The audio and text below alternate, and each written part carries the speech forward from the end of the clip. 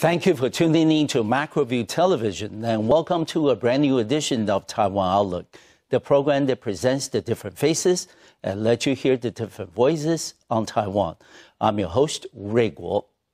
Taiwan will elect a new legislature on January 16, 2016. And on today's program, we're delighted to have a candidate who is a special guest on the program to talk about his experiences living and working in Taiwan since 1977. He is Mr. Robin Winkler, who's currently the managing partner of Winkler Partners here in Taipei, Taiwan. Welcome to the program, Robin. Thank you, Raymond. Hello, everyone. I'm very happy to be here. Well, it's a delight to have you on the program. And Robin, please, at the beginning of the program, tell us a little bit about yourself and when and why did you decide to come to Taiwan? Well, it's pretty straightforward. I was majoring in sinology at New York University. Good. I graduated in 1976, and during that time, like many other people, wasn't quite sure what I was going to do. Okay. My professor had just come back from Taiwan after 20 years here, and he said, "Oh, you've got to go to Taiwan to continue your studies." Good. The U.S. and China did not have relations at that time. It was possible to go to China, but very difficult. So he encouraged me to come to what he called the last bastion of traditional Chinese culture, Taiwan. Yes. So I came here initially thinking I would stay about 6 months. I'd saved up money after I'd spent 6 months working after graduating, saved money for a plane ticket and to study some more Mandarin here.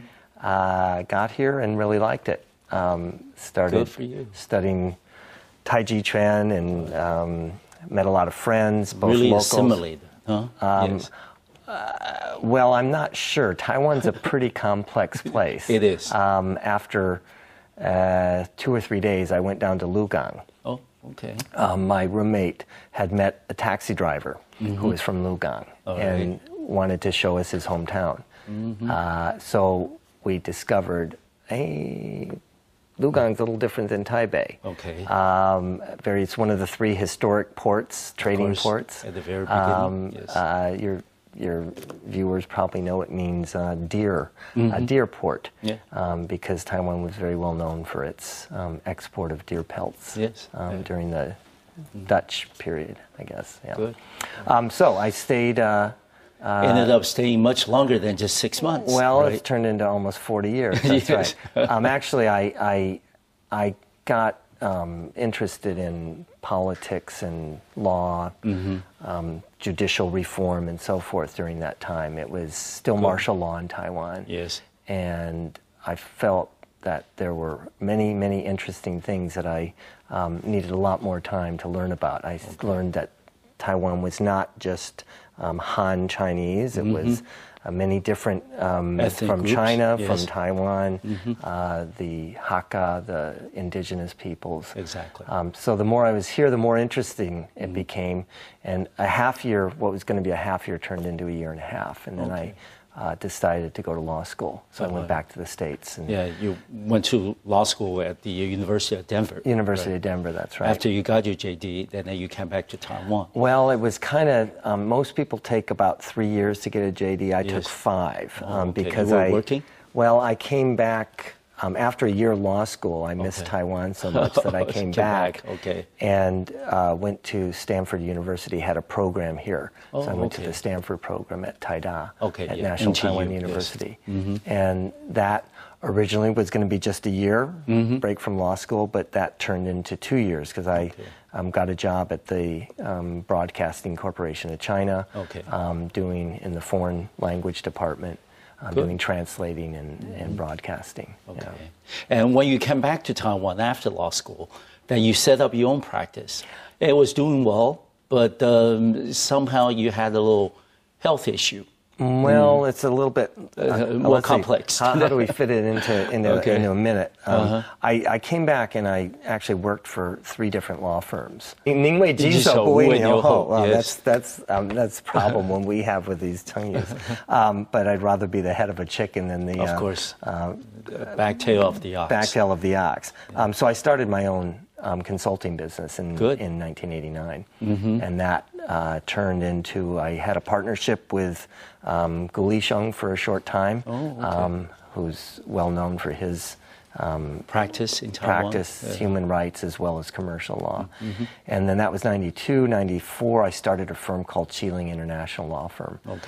But that firm, we, at the time, foreign lawyers could not actually openly practice law here. It was before Taiwan's accession to WTO and the corresponding changes to the lawyer's law. And throughout all these career developments, you have also become interested in the environmental protection movement on the island. And what were the factors that led you interest into this area? An affinity for the environment, for the natural environment since I was very young. From age, after I was born, for the first 6 years, I spent a lot of time on a farm. And my parents were they were avid bird watchers. They took us to the mountains whenever there was time, on the weekends.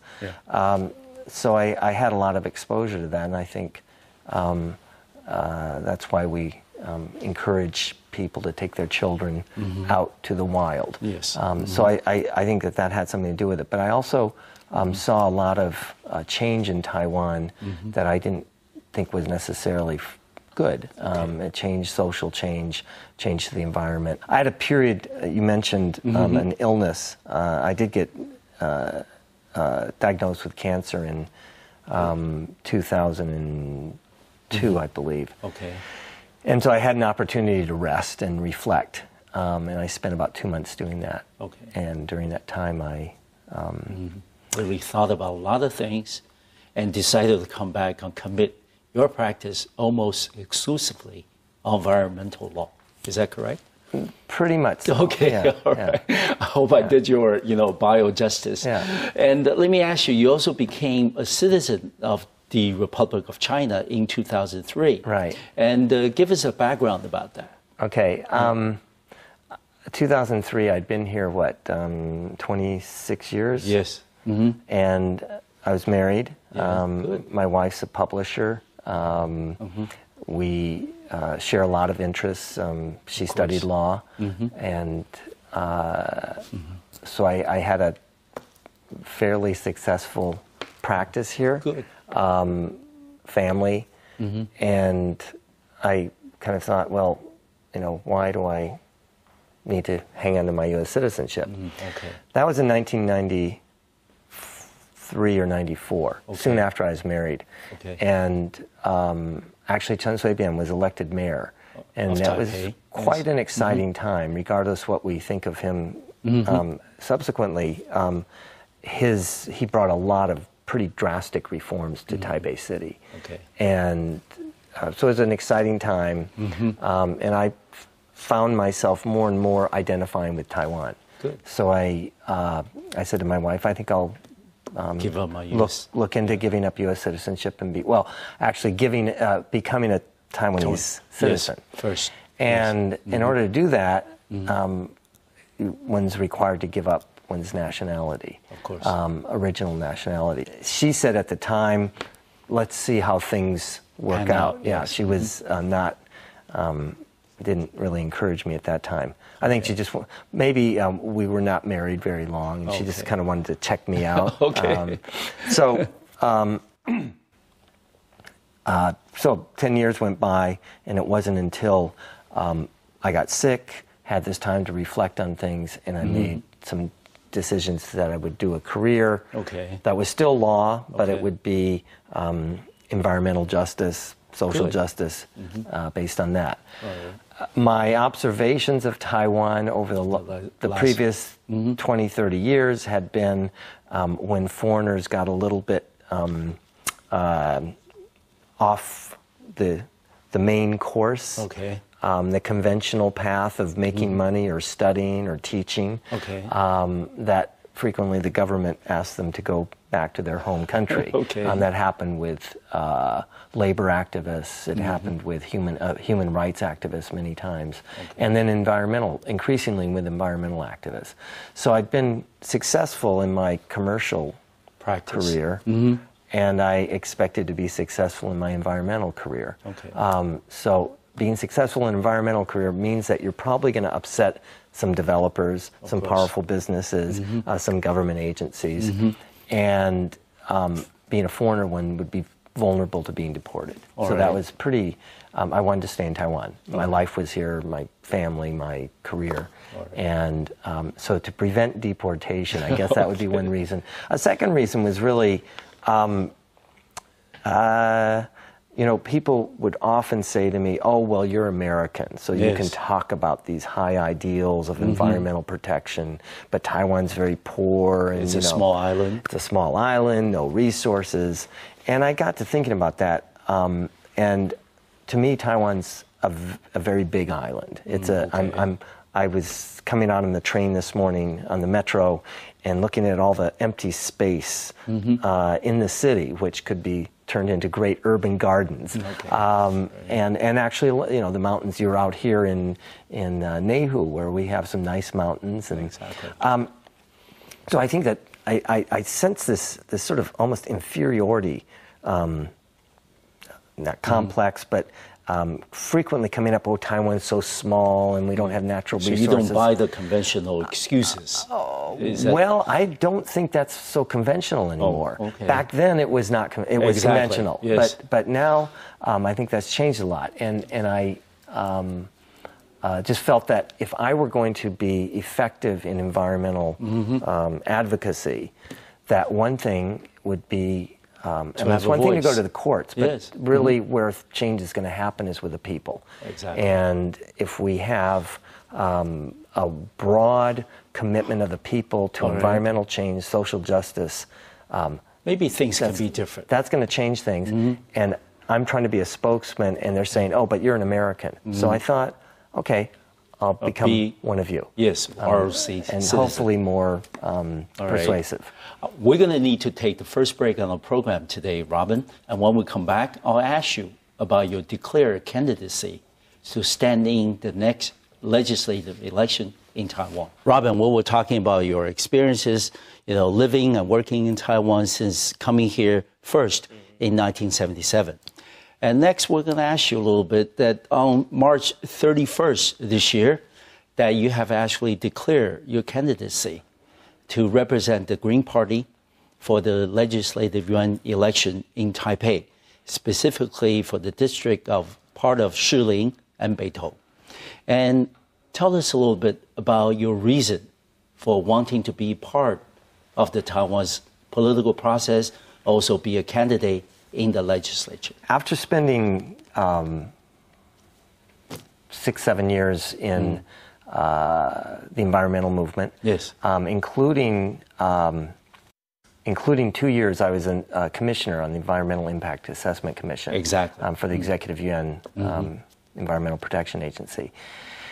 And so I'd had an opportunity to be in the midst of it all, in a position, actually people may not realize how powerful the Environmental Protection, Environmental Impact Assessment Commission is, or potentially can be. In that time, I think we took it to its limits, but it was having been outside the system, inside the system, and then I had an experience in 2007 where I was no longer commissioner, but I was attending a hearing on the Formosa Plastics steel plant proposed in Yunlin County. And there was an altercation when some of the local politicians and fisheries association people disputed the claim that there were dolphins in the area, and there's a very small population. It's one of the smallest populations in the world of the Indo-Pacific dolphin, and so that there was an altercation. And the room kind of exploded into chaos. And afterwards, I went out to get some water in the kitchen, and I was attacked by a man who is the head of the Yunlin County Assembly at the time. And standing behind him was a man who worked for a very large company, and presumably was sort of egging him on. And it was at that point I realized I am a lawyer. I'm, I have a fairly good position in society, standing and so forth. And this happens to me. What about all the other people? The people who really don't have the money or the resources to protect themselves. And so that got me thinking. What does one do? How does one change that? And I thought. With some urging from my friends in the Green Party, and I was already a member of the Green Party, but it was at that time I decided to become more active, and decided that probably politics is the way to go if we're going to really make fundamental change. So for me, politics in the narrow sense is joining the race. In a broader sense, I've think of politics as it's simply the obtaining and allocation of resources. So I see a lot of injustice. We talk about injustice among people. The rich-poor divide, which is becoming very serious, and it's been very serious, and it's getting more serious in Taiwan and around the world. The injustice of so that's between humans. The injustice of humans to other beings that we rely on. It's kind of like we're fouling our own bed, our own nest, by what we're doing in the environment, and we're basically taking resources that are shared by all of creation, all of God's creatures, and we're taking it and using it just for ourselves right now. So that leads to the third injustice, and that's intergenerational. We're living off what our children, grandchildren, future generations are going to need to survive. So politics is the reallocation of those resources to be fair to the future generations, fair to the other beings, and fair to our fellow humans in society. To people that are less fortunate, I have always believed, or I was raised in a family where we were sort of, if you have more than others, the more you have, the more responsibility you have to give back and to share. So, but Robin, people are going to ask you possibly two questions. First, why is it this time in 2016 different from 2009 when you were first considered to run for the Legislative Yuan? And secondly, that even if you get elected, you're just going to be one member out of a 113 body, member body. And what differences, are you going to be able to make? The first question actually is a legal question. I was not under the nationality law and the elections law. One is not qualified to run for office until you've been a citizen for 10 years. 10 years. So 2009, I knew that. We decided.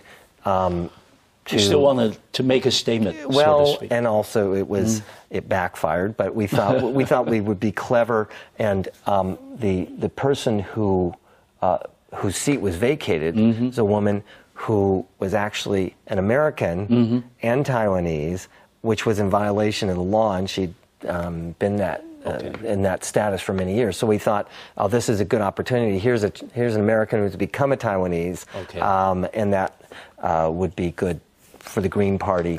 But we ran another candidate, and I challenged this in court. We were going to take it to the Council of Grand Justices, but by that time I was already 10 years, and I was eligible to run. So 2009, I didn't run. 2012, I was still not eligible. And then in the local elections last year, I thought about running for city council. for city council, or maybe I thought about some possible mayor. But I was just too busy with my office. Okay. And so I delayed and was actually not planning to run for office until 2018. But it seemed like a good time. I think the sunflower movement, I think the just the general rise in awareness of young people in Taiwan. Issues, yes. Environmental issues, that's a common misperception, is that the Green Party is just concerned with environmental issues. No, it's broader than that, yes. It's environmental issues in a very, in the sense that the word is used in the Taiwan Basic Environment Act and the Taiwan Environmental Impact Assessment Law. Okay. So environment really includes, it's the natural environment that we generally think of, the sky and the air and the water and the trees and so forth. But it also then encompasses the social environment, which we live in among people, and then the economic environment. So social economic issues are part of the environment under Taiwan law. So when people say, are you an environmentalist? I say yes, and so is everyone else here. We rely on this for our sustenance. Exactly. All right. And let's talk a little bit about Winkler Partners. And we understand they practice almost environmental protection related cases. And then it's been doing fairly well. And you also have some practices within the firm to encourage employees. For example, you have an on-site daycare center, and you bring encouraging employees to bring their children to work with them. Do you think that's worked out well? Does it make employees more efficient? And also, you have a rooftop garden. And let me ask you where that idea came from. We understand that having a garden in the city of Taipei is a luxury. Not many people can do it. And tell us a little bit about that concept and how is the idea working out for you and your fellow workers? Yes, I started, as I mentioned, I had a partnership with Wellington Gu in 92 to 94, and then I started another firm called Chiling International Law Firm, our law offices, and then that firm broke up, or actually I was kind of kicked out in 2002, I believe. 2001, 2002, 2002. And then I started Winkler Partners, and it was sort of the trauma of what I was trying to do at Chiling, which is a conventional commercial law office, as is Winkler Partners, actually. My environmental work is done through Wild at Heart Legal Defense Association. So Winkler Partners, conventional commercial law office, but I felt that I'd read a book that had a lot of influence on me called Your Money or Your Life by Vicki Robin and Joe Dominicas. Your viewers can find the book. It's actually in Chinese now. My wife published it. It's called 富足人生, but I think actually Your Money or Your Life is a better, 要钱还是要命. Yes. And the book talks about what do we really want, and do we really want money, or do we want what money can buy? And I think the answer is the latter. We really, it's not that we want $100,000 so I can take a vacation in Hawaii. We want the vacation in Hawaii, or we want the the relaxation. So we get focused on these things, and I came to the realization that a law firm, what do? We provide legal services. We provide jobs. We provide something, we give back to the community. Of course. And that to me became sort of, it's not just this monolithic, we're in it to make money. We're there to do the best legal services. We're there to give people the best working environment, and we're there to give back to the community. So it was basically those ideals that led me to found Winkler Partners. And as I say, I think we've been working to realize those ideals. So we have what we call the 3 C's and the 6 三西六合. The three C's and the 6 core values. Right. All right. The 3 C's are simply colleagues, clients, and community.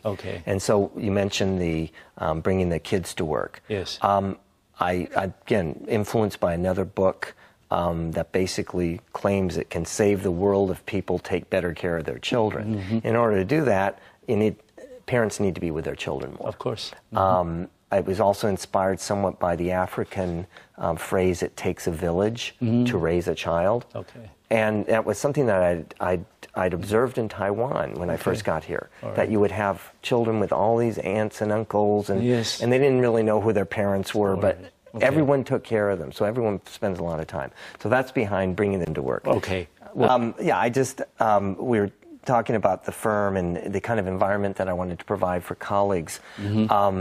Again, inspired by Peter Sengi's work on the learning organization, and feeling that children need to be, should have an opportunity to be closer to nature, know where their food comes from, learn about soil, composting, all those wonderful things. So we, when the old firm broke up and we had to find our lease expired, we looked for a place that had a rooftop that we could use, and that was we explicitly negotiated that with the landlord. Found a place on Chongqing South Road, just north of the Presidential Square. And we have the 12th and 13th floor and the roof, which we've put in a garden. We've got vegetables. We've got all kinds of native plants. We've grown rice up there. And we do composting. We have a composting toilet, which is probably in violation of all kinds of city regulations, but so far so good. And it's really to show people that it's easy to grow food, that we waste a lot and we don't need to. That there is this wonderful cycle of what's waste to one being is food to another. You know, if we want to get trees excrete oxygen, our excretions are also can be wonderful fertilizers. So we have sort of a demonstration up there. And we want to also promote the idea of small farmers and how they can contribute to Taiwan's food security, food safety. Your viewers probably know that we've had a few food problems in Taiwan recently. So we've started to work with a number of small organic farmers, and they do organic. Perhaps some of it's not certified, but we've been there, we've seen what they use. They don't want to go through the expensive, time-consuming organic certification process. And a colleague has now opened a restaurant. So we have a restaurant in our neighborhood that uses small farmers, local produce, seasonal produce. But how about some of the things that you produce actually from the rooftop garden? Do you send it to colleagues' restaurant as well? Well, the quantity is not enough. The quantity is generally not enough. Unfortunately, we just had a wonderful harvest of tomatoes, and I went up on a weekend taking a reporter up there, and we saw them rotting on the vine. We had so many, but we've winter melons. We've got an herb garden now. How big is it? I mean, how many panes? It's gosh, it seems quite sizable. With all these. We've got a couple of balconies on the 12th floor. So those are just a few ping, 10 or 15 ping maybe of this actual area that we can plant. But then on the roof, I think we've probably 50 ping or so. The roof itself is about 100, 120. But only 50 of them. Well, fire regulations, we can't use the entire space. All right. And putting the practice, commercial practice aside at Winkler Partners, let's talk a little bit about your environmental project, which is, you mentioned earlier, the Wild at Heart Association, which is the first in Taiwan, the Environmental Legal Defense Fund that was set up by you. And tell us a little bit about what the association does and what was your vision, your ideal that you hope to achieve through the establishment of the association. Well, this was after my illness, and I decided to do a couple things. One was to become a Taiwanese citizen. And the other was to start this public interest law firm, which I had, during my illness, I didn't take a computer with me, but I spent time once a week at the library in Hualien and could go online. And I was looking at different things and came across an organization called Earth Justice. And it was originally part of the Sierra Club in the United States, which is the largest environmental, I think maybe in the world, well, maybe next to Audubon Society or something. But there was that organization, Earth Justice, the National Research Defense Council, and it just looked it looked like this was what I was meant to do. I had grown up enjoying nature, close to nature, feeling like we needed to give back somehow to humanity. I had legal experience, and so I thought, if I recover from this illness, I think this is what I'd like to do. Okay. So in 2003, a colleague, I asked her, who are the leading environmentalists in Taiwan? And she said, oh, Chen Yufeng, the professor at that time at Jingyi University, Providence University in Taichung. So we went down to visit him. I kind of told him about my vision and what I was thinking about. He was very encouraging and said he would be willing to be on the board. So it's not a foundation, it's an association, which means we don't have much money, and we rely on contributions. But it was the vision was that I would start this organization that would liaise between lawyers who were concerned about environmental and social issues and the people who needed the assistance. And as it happened, there were many lawyers out there at law firms that were willing to volunteer. We decided, well, we'll build it in-house. We'll have our own lawyers. And so now it's a small organization. It's 7 full-time members and 3 licensed lawyers in Taiwan, and then people doing research, administrative support, and so on. Okay. And let me ask you, over the last 30-plus years since coming to Taiwan, you've been committed to Taiwan's environmental protection issues for at least over 2 decades. And Robin, what is the overall assessment that you see in terms of the public awareness on the need for environmental protection? Are people now more concerned? And people similarly thinking as yours, thinking that we need to do something. We cannot be, pathologically destructive about the environment, or people thinking that, hey, this is something that, we already have, got activists, got, associations like the Wild Heart, doing something about it, and then we'll just, stand by the sidelines and give our support. What is your overall assessment? Another big question. Well, I'm optimistic. Okay. I suppose that's always good. Yes. That's just the nature of your personality. My nature. Yes. I feel I've been quite influenced, I think, lately, particularly lately, by some Buddhist teachings, and it's when I say optimistic, it's not that things are going to be better or worse tomorrow, but that we just do what we do. We do what we have to do, and I really feel that the people in Taiwan have always had this, certainly in my view, a much higher awareness and sensitivity to the economic environment, to the natural environment, to the social and even political environment than in my home country in America. So that's always been an inspiration. And I have seen in the last few years since our association started that people have been realizing more that, yes, I'm an environmentalist. We're all environmentalists.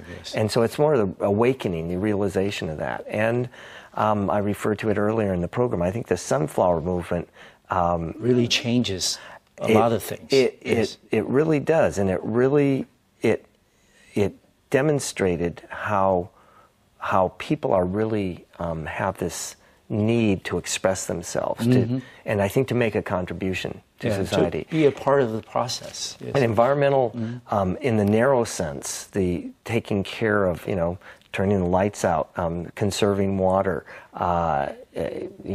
planting a garden. Those sorts of things are things that everyone can do and everyone can be involved in. So I feel that the government has a major role in facilitating that. Okay. But overall, it's going to come from the people, and I think that the awareness has increased greatly. All right. Do you think, in terms of education, are we doing enough? Are we, for example, teaching young children, at the early age, maybe at kindergarten or elementary school, to start paying attention, to the environment? Nowadays, we have a drought in Taiwan. Right. People got to be concerned about, saving water. Yeah. Those things. Do you think? I mean, education is probably the best solution, but do you think that we're doing enough? We can't rely on the schools, on the government to do all these things all the time. But I mean, do you think the people are doing what they can to teach their, children, to advise their friends, colleagues, and families about, the importance of conservation? Nowhere nearly enough. Whether it's education by government, whether it's families, and this is why the awareness is so important.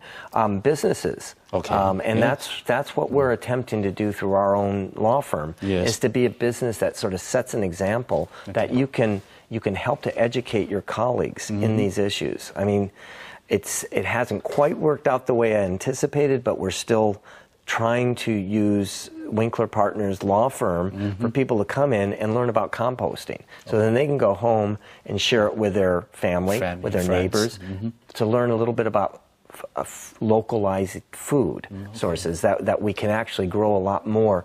Taiwan can be a lot more self-sufficient, healthier, and so forth. So that sort of education, I think businesses can play a really good role in that.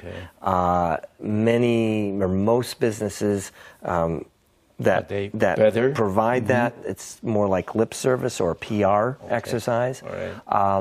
But that, we'll take whatever we can get. But I think education is really important. And there's a little bit more information in the textbooks, in the curriculum that kids have.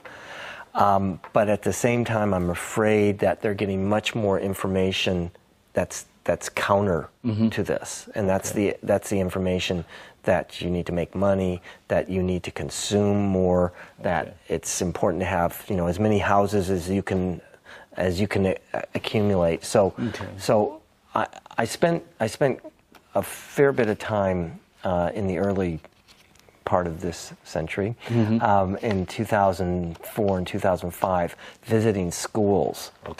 And these were to identify model students, model teachers, and model schools as models of environmental stewardship, environmental responsibility. And it always, the kids would come into school, and they would, they'd turn on the water, and it would, it would not have this gushing water, but a limited flow. So that was one way to conserve. They would see separation of, glass and metal and so forth. Every little bit helps. Every little bit helps. But what struck me so much was that they would come into school and do this, and then immediately they'd leave, and then they would see, this consume, waste, and basically government programs and government subsidies that were just encouraging more waste. So there's this disconnect that I don't think education is doing what it should be. I think that's a very good point, Robin. We were talking about the Wild Heart Association, and then the kinds of visions and ideals that you wanted to achieve.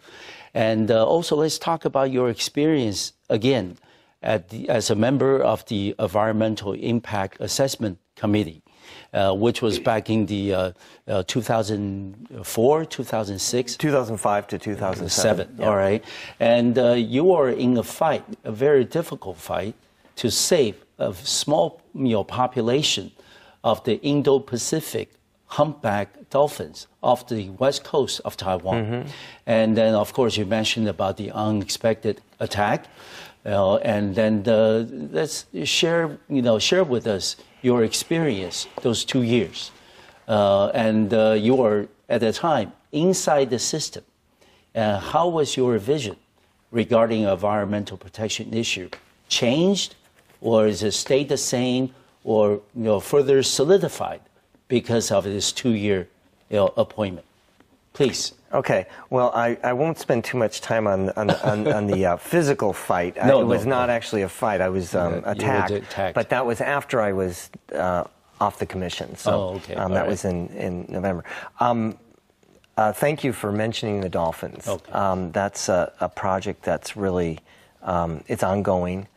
Still ongoing. Definitely. The population is down. We believe there are 73 left. And now this is it's an Indo-Pacific humpback dolphin. The Latin name is Sousa chinensis. The species was discovered, I believe, or first cited, I believe it was in the 18th century in the waters of either the Yangtze or the Pearl River. So hence Sousa is the genus and chinensis is the species. So chinensis sounds like China. That's because it was in the waters of China. So since that time, they've identified the species. The species is around. It's distributed. It's off of South Africa, India, Australia, Indonesia, and it's coastal or estuarine waters. So it's where you have rivers and you have a certain mix of salinity, saline and high seawater with the fresh water. That's where they feed. That's where they are.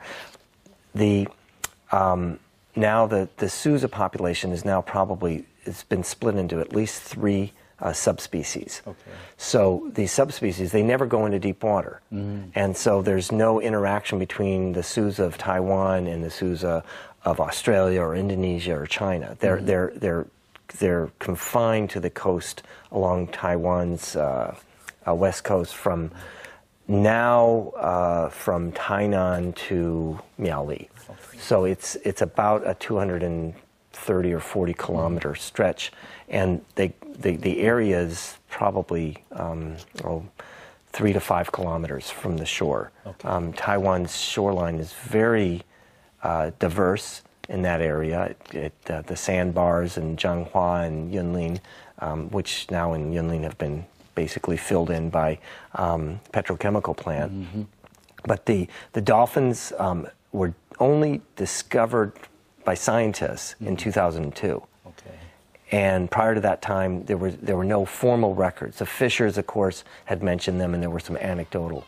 So in 2004, they had an international conference to sort of bring attention to the fact that this population had been discovered.